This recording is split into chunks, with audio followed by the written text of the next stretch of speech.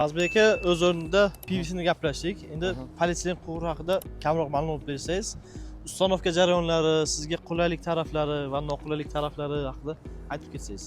Buni polietilen quvurlarimizni qulaylik tomoni elastik bo'lganini hisobiga qing'ir qiyshiq yamalarimizga bemalol tashashimiz mumkin. Yerda ustidan ham, yerda ostidan ham montaj qilishimiz mumkin. Buni qulayliklaridan bittasi faqat o'zingiz bilganingizdek, yer ostidan stenkasi pastroq bo'lsa, yer ustidan stenkasi qalinroq.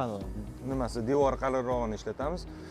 Buni endi PVC ga solishtiradigan bo'lsak, PVC'miz tarkibi sal mo'rtroq bo'lganini hisobiga toshlik joylariga, toshlik joylarni suymaydi.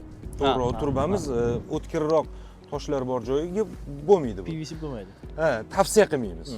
Bo'lishi mumkin, lekin biz tavsiya qilmaymiz, ishlatmaymiz imkon qadar. Lekin polietilen turbamizga bunga bemalol ustiga tosh tushsa ham bo'ladi.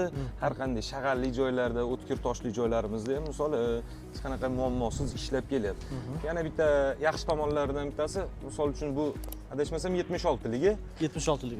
Buxtasida 100 metr 100 metrdan bo'ladi. 100 metr. Bunda 100 metrda stik bo'lmaydi. Shunday. Tarqatish mumkin. Maksimalni adashmasam 90 gacha rulon shaklida bo'ladi bu. Shunday. 90 gacha bizda ishlab chiqarishimizda rulon qilib beriladi. Rulon qilib beriladi. Undan u yog'i 12 metr u zakasiga qarab turib, toshish qobiliyatiga qarab turib masofasini bemalol kesib berilasizlar. Keyin PVC ga qaraganda polietilenda suv o'tkazuvchanligi PVC da ko'proq, polietilenda kamroq deb aytishadi. Shu gap rostmi? To'g'ri. PVC ni standarti bo'yicha qalinligi kamroq bo'ladi. Misol uchun ustki diametri 200 bo'lsa, ichi misol uchun deb aytyapman, men hozir aniq ayta olmayman. Ichkari qismi 19,5. Shunday. Misol. Shunaqa bo'lishi mumkin.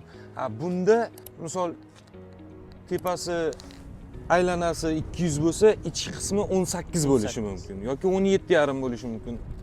Devori qalinligini hisobiga. Shuni hisobiga ko'pchilik ikkovini 200 lik turba deb turib, ikkovi bir xil suv o'tkazadi deb o'ylaydi. Lekin uni devorlari yupqaligini hisobiga, lekin mustahkam, ichi ham silliqligini hisobiga bu ko'proq suv o'tkazadi diametriga taqqoslaganda.